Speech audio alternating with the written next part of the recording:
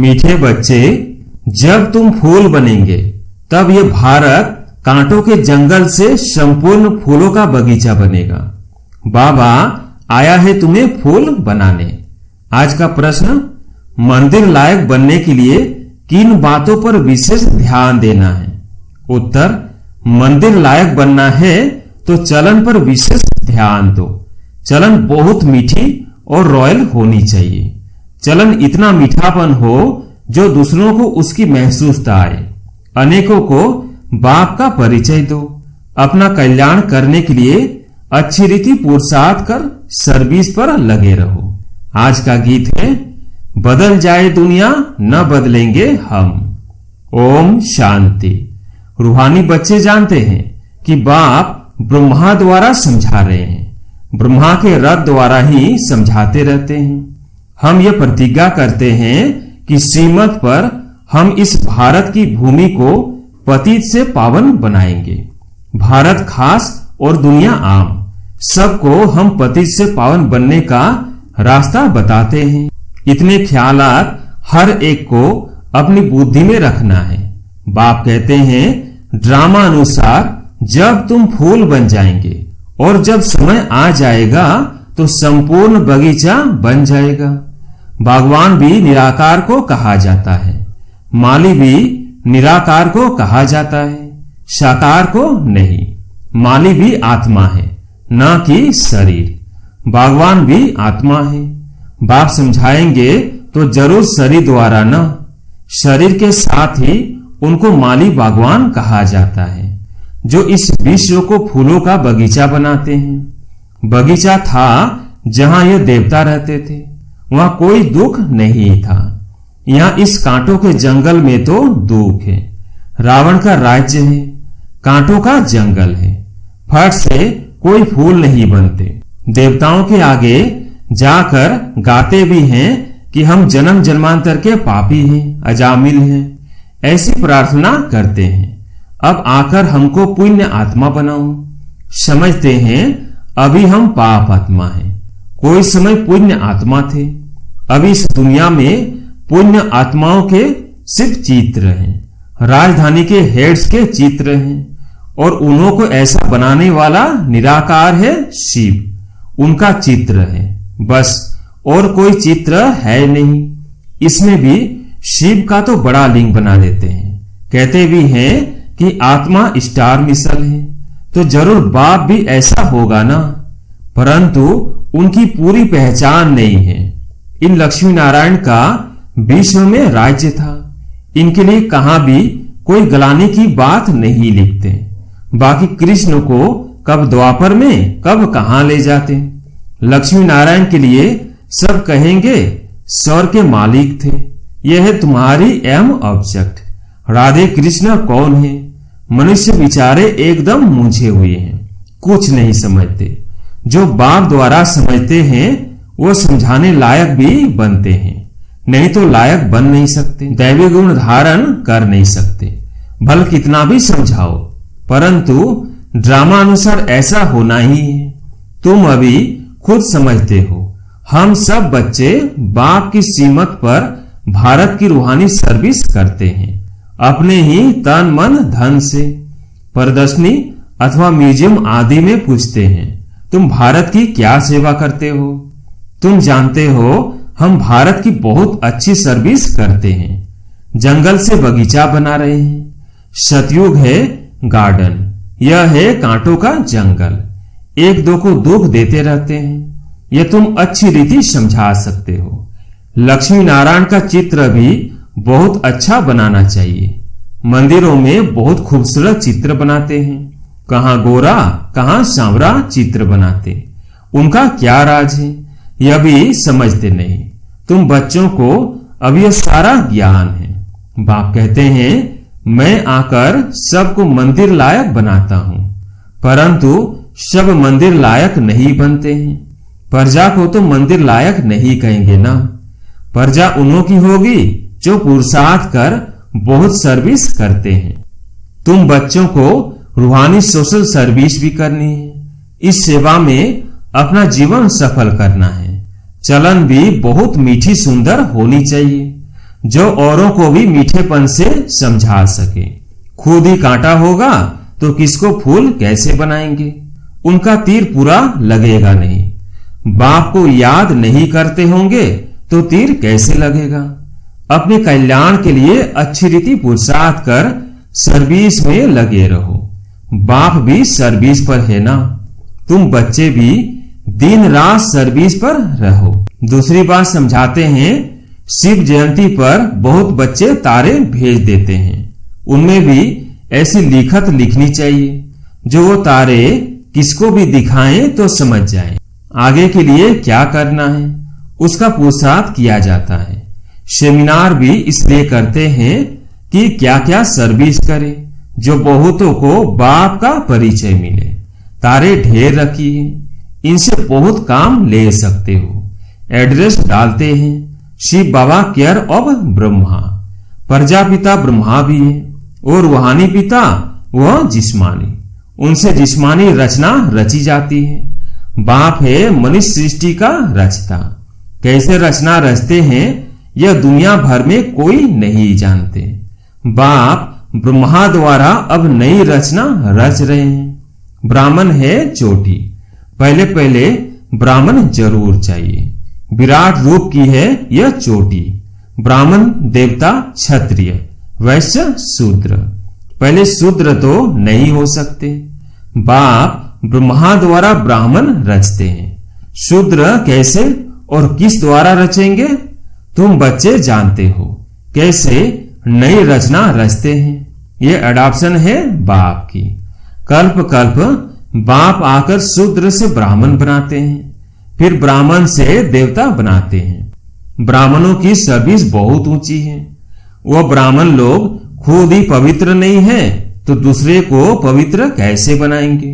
कोई भी ब्राह्मण सन्यासी को कभी राखी नहीं बांधेंगे। वो कहेंगे हम तो है ही पवित्र, तुम अपना मुंह देखो। तुम बच्चे भी कोई से राखी नहीं बंधवा सकते। दुनिया में तो सब एक दो को बांधते हैं, बहन भाई को बांधती है। यह रिवाज अभी निकला है। अभी तुम शूद्र से ब्राह्मण बनने के लिए पुरुषार्थ करते हो। समझाना पड़ता है। मेल फीमेल दोनों पवित्रता की प्रतिज्ञा करते हैं। दोनों बता सकते हैं कि हम कैसे बाप की सीमा से पवित्र रहते हैं। अंत तक इस काम विकार पर जीत रहे तो पवित्र जगत का मालिक बनेंगे। पवित्र दुनिया सतयुग को कहा जाता है। सो अब स्थापन हो रही है। तुम सब पवित्र हो। विकार में गिरने वाले को राखी बांध सकते हो। प्रतिज्ञा कर और फिर पतित बने तो कहेंगे तुम राखी बंधवाने आए थे, फिर क्या हुआ? कहेंगे माया से हार खा ली। यह है युद्ध का मैदान। विकार बड़ा दुश्मन है। इन पर जीत पाने से ही जगत जीत अर्थात राजा रानी बनना है। प्रजा को जगत जीत नहीं कहेंगे। मेहनत तो राजा रानी करते हैं ना। कहते भी हैं हम तो लक्ष्मी नारायण बनेंगे, वह फिर राम सीता भी बनेंगे। लक्ष्मी नारायण के बाद उनके तख्त पर जीत उनके बच्चे की होती है। वो लक्ष्मी नारायण फिर दूसरे जन्म में नीचे चले जाएंगे। भिन्न नाम रूप से बच्चे को गद्दी मिलती है तो ऊंच नंबर गिना जाएगा। पुनर्जन्म तो लेते हैं ना। बच्चा तख्त पर बैठेगा तो सेकंड ग्रेड हो जाएगा। ऊपर वाला नीचे, नीचे वाला ऊपर आ जाएगा। तो अब बच्चों को ऐसा ऊंच बनना है तो सर्विस में लग जाना चाहिए। पवित्र होना भी बहुत जरूरी है। बाप कहते हैं मैं पवित्र दुनिया बनाता हूं। अच्छा, पुरुषार्थ थोड़े करते हैं। पवित्र तो सारी दुनिया बन जाती है। तुम्हारे लिए स्वर्ग की स्थापना करते हैं। यह ड्रामा अनुसार होना ही है। यह खेल बना हुआ है। तुम पवित्र बन जाते हो, फिर विनाश शुरू हो जाता है। सतयुग की स्थापना हो जाती है। ड्रामा को तो तुम समझ सकते हो। सतयुग में था देवताओं का राज्य, अभी नहीं है, फिर होना है। तुम हो रूहानी मिलिट्री। तुम 5 विकारों पर जीत पाने से जगत जीत बनने वाले हो। जन्म जन्मांतर के पाप कटने के लिए बाबा युक्तियां बताते हैं। बाप एक ही बार आकर युक्ति बताते हैं, जब तक राजधानी स्थापन न हो जाए तब तक विनाश नहीं होगा। तुम बहुत गुप्त वरीयस हो। सतयुग होना ही है कलयुग के बाद। फिर सतयुग में कभी लड़ाई होती नहीं। तुम बच्चे जानते हो, सब आत्माएं जो भी पाठ बजाती है वो सब नूंधा हुआ है। जैसे कठपुतलियां होती है ना, ऐसे नाचती रहती है। यह भी ड्रामा है। हर एक का इस ड्रामा में पार्ट है। पार्ट बजाते बजाते तुम तमो प्रधान बने हो, फिर अब ऊपर जाते हो, शतो प्रधान बनते हो। नॉलेज तो सेकंड की है। शतो प्रधान बनते हैं, फिर गिरते गिरते तमो प्रधान बनते हैं, फिर बाप ऊपर ले जाते हैं। वास्तव में वो मछलियां तार में लटकती है। इस तार में मनुष्यों को डालना चाहिए। ऐसे उतरती कला फिर चढ़ती कला होती है। तुम भी ऐसे चढ़ते हो, फिर उतरते उतरते नीचे आ जाते हो। 5000 वर्ष लगते हैं ऊपर जाकर फिर उतरने में। ये 84 का चक्र तुम्हारी बुद्धि में है। उतरती कला और चढ़ती कला का राज बाप ने ही समझाया है। तुम्हारे में भी नंबरवार जानते हैं और फिर पुरुषार्थ करते हैं। जो बाप को याद करते हैं वह जल्दी ऊपर जाते हैं। यह प्रवृत्ति मार्ग है। जैसे जोड़ी को दौड़ाते हैं तो जोड़ी का एक एक पांव बांधते हैं, फिर दौड़ते हैं। यह भी तुम्हारी दौड़ी है ना। कोई की प्रैक्टिस नहीं होती है तो गिर पड़ते हैं। इसमें भी ऐसे होता है। एक आगे बढ़ता है तो दूसरा रोक लेता है। कहां दोनों गिर पड़ते हैं। बाबा वंडर खाते हैं। बड़ों को भी काम की आग लगती है तो वो भी गिर पड़ते हैं। ऐसे थोड़ी उसने गिराया। गिरना न गिरना अपने हाथ में है। कोई धक्का थोड़ी ही देते हैं। हम गिरे क्यों? कुछ भी हो जाए हम गिरेंगे नहीं। गिरे तो खाना खराब। जोर से चमाट लगती है, फिर पछताते भी हैं। हड्डी हड्डी टूट जाती है, बहुत चोट लगती है। बाबा भिन्न भिन्न प्रकार से समझाते रहते हैं। यह भी समझाया, शिव जयंती पर तारे ऐसी आनी चाहिए जो मनुष्य पढ़ने से समझ जाए। विचार सागर मंथन करने के लिए बाबा टाइम देते हैं। कोई देखे तो वंडर खाए। कितनी चिट्ठियां आती हैं, सब लिखते हैं बाप दादा। तुम समझा भी सकते हो। शिव बाबा को बाप, ब्रह्मा को दादा कहते हैं। एक को कभी कोई बाप दादा कहते हैं क्या? यह तो वंडरफुल बात है। इसमें सच्चा सच्चा ज्ञान है, परंतु याद में रहे तब किसको तीर भी लगे। घड़ी घड़ी देह अभिमान में आ जाते हैं। बाप कहते हैं आत्म अभिमानी बनो। आत्मा ही शरीर धारण कर पाठ बजाती है। कोई मरता है तो भी कोई ख्याल नहीं। आत्मा में जो पाठ की नूंद है उसको हम साक्षी हो देखते हैं। उनको एक शरीर छोड़ दूसरा ले पाठ बजाना है। इसमें हम कर ही क्या सकते हैं? यह ज्ञान भी तुम्हारी बुद्धि में है, वह भी नंबरवार। कईयों की बुद्धि में तो ठहरता ही नहीं, इसलिए किसको समझा नहीं सकते। आत्मा बिल्कुल ही गर्म तवा तमो प्रधान पतित है। उन पर ज्ञान अमृत डाला जाता है तो ठहरता नहीं। जिसने बहुत भक्ति की है उनको ही तीर लगेगा, झट धारणा होगी। हिसाब ही वंडरफुल है। पहले नंबर में पावन, वही फिर पतित बनते हैं। यह भी कितनी समझने की बातें होती है। कोई की तकदीर में नहीं है तो पढ़ाई को छोड़ देते हैं। अगर छोटेपन से ही नॉलेज में लग जाए तो धारणा होती जाएगी। समझेंगे इसने बहुत भक्ति की हुई है, बहुत होशियार हो जाए।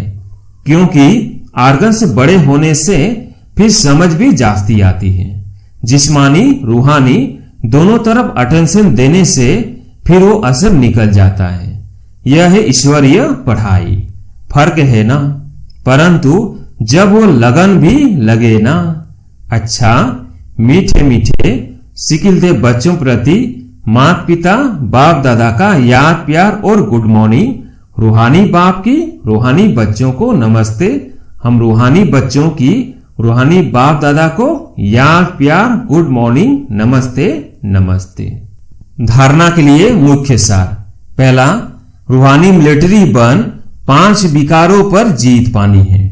पवित्र जरूर बनना है। श्रीमत पर भारत को पावन बनाने की सेवा करनी है। दूसरा पॉइंट, इस बेहद नाटक में हर पाठ आत्म अभिमानी होकर बजाना है। कभी भी देह अभिमान में नहीं आना है। साक्षी होकर हर एक एक्टर का पाठ देखना है। आज प्यारे मीठे बाबा का वरदान, सम्मान द्वारा अभिमान को समाप्त करने वाले सदा निर्माण भव। सम्मान द्वारा अभिमान को समाप्त करने वाले सदा निर्माण भव। जो बच्चे सम्मान में रहते हैं उन्हें कभी भी अभिमान नहीं आ सकता। वे सदा निर्माण होते हैं। जितना बड़ा सम्मान उतना ही हाँ जी में निर्माण। छोटे बड़े, ज्ञानी अज्ञानी, मायाजीत या मायावश, गुणवान हो या कोई 1-2 अवगुणवान भी हो, अर्थात गुणवान बनने का पुरुषार्थी हो, लेकिन सम्मान वाले सभी को मान देने वाले दाता होते हैं, अर्थात स्वयं संपन्न होने के कारण सदा रहम दिल होते हैं।